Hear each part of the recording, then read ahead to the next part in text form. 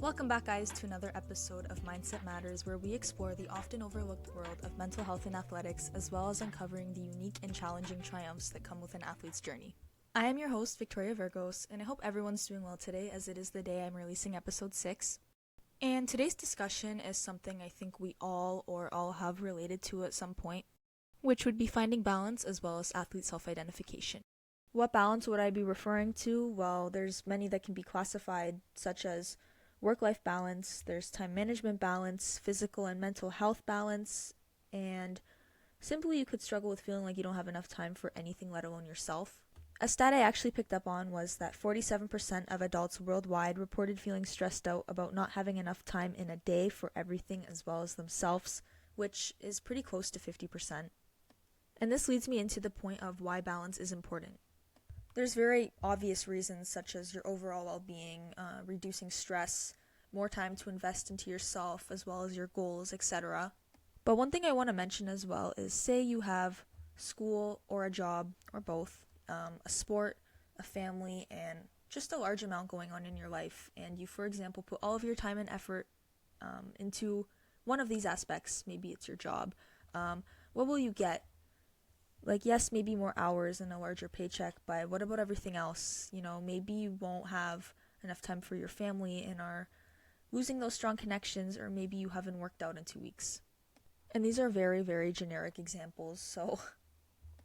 but if you're in a position where you have and want to focus on only one thing and get strong results from that, then awesome. But if you're a relatively busy person or athlete trying to balance everything constantly, then your focus and balance is significant. There's probably a lot of people, including myself, where you have a long day and then it's followed by training, then you come home late and have time maybe for a quick meal, a shower, then you go straight to bed just to wake up the next morning and start all over again. But balance also means things like not overtraining and taking rest days, maintaining relationships and your personal interests or hobbies. And I think unfortunately many people learn this the hard way where, I have before too, but we fall into the belief, which I also think is caused by society's standards, where it's so normalized to not take rest days and to push through pain, which don't twist my words, I'm not saying be lazy or slack off. I more so mean people tend to push themselves through unnecessary pain because it's quote-unquote hard work, and then they end up burning themselves out. Speaking from experience, I've had, if not a few, many matches where I go into them feeling burnt out or tired, which is partly my fault. Not so much anymore because I have a better support system and better guidance, but it's not really fun learning the hard way. So my point with this is being an elite athlete is already hard physically and mentally, but having everything on top of that literally multiplied, it makes you so much more prone to being burnt out. Because if you're imbalancing everything, this causes stress, and stress causes you to not only burn yourself out more, but also become susceptible to more health issues, especially vulnerable to colds. I don't know if anyone has experienced where they find themselves overtraining and then they become sick. But this, as well as lack of energy and not high or strong performances. Sometimes you could have a coach and be like, what's wrong with you recently? Like, why do you look so tired? And why are you performing so badly? But at the same time, if you have a good coach, then they will notice when you are feeling good and when you're not feeling good. And not to mention the mental side of this as well is you can feel constantly dissatisfied, and you can feel like, for example, you're running a marathon but not really getting anywhere, like you're doing so much but not actually getting a lot done or being productive. So 2 overall things to recap this point. The first being definitely listen to yourself because, like I've said before, nobody knows you better than yourself and how you feel.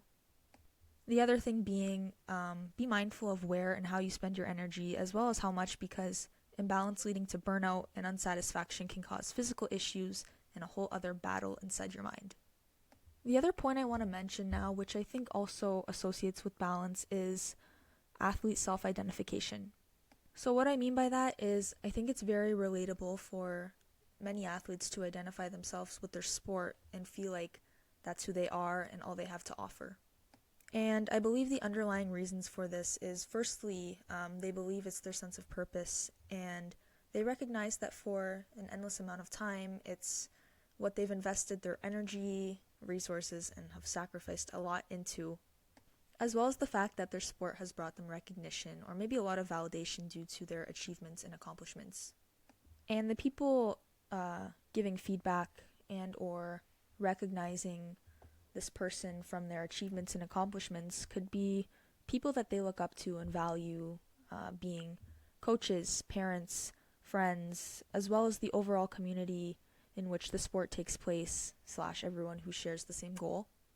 So for all of these reasons, they reinforce an athlete's identification with their sport as well as a sense of belonging, and I believe why athletes have a hard time letting go of things they don't enjoy or want to do, specifically moving on from a sport because they feel it's all they know and all they have to offer, like mentioned earlier.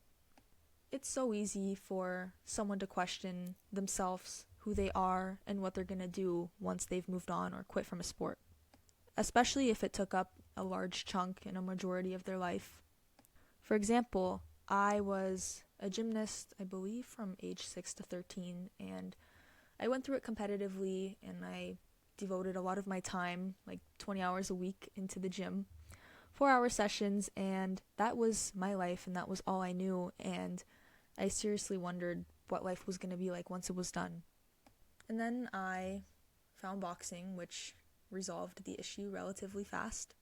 But as much as this is difficult, it can hinder personal growth, relationships, and the overall satisfaction you have with yourself.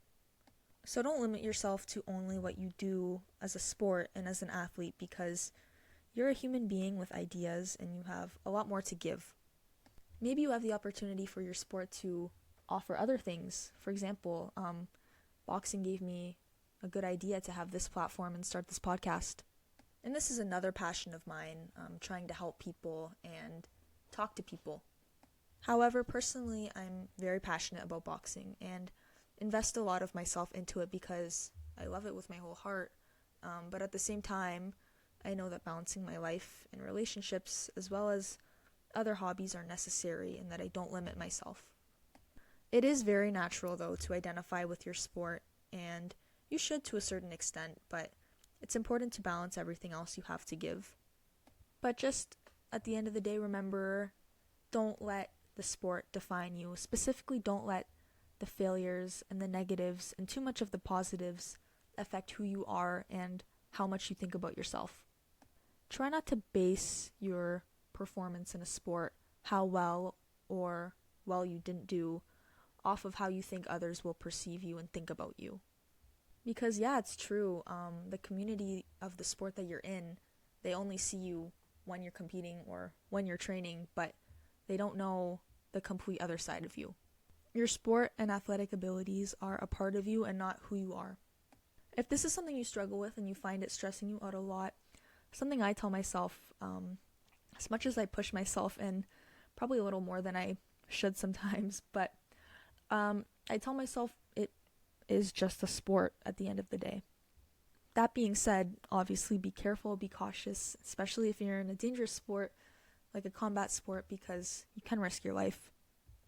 But in conclusion, sports can provide the world for you if that's what you desire, and they can provide a lot of purpose, achievements, and a community, which is something I consider very fortunate. And I'm very happy with how things are turning out so far. I would not trade the people I have, the team I have, the coaches and gym, and the opportunities that my sport has given me for the world. That's where that balance takes place, is being content and recognizing everything the sport has done for you, as well as not letting it pressure you in a negative way, that it's the only thing you have and the only thing that matters. So just remember that imbalance in sport and in overall life, as well as over-identification, can cause unnecessary pressure and stress, which leads to burnout. So strive for balance.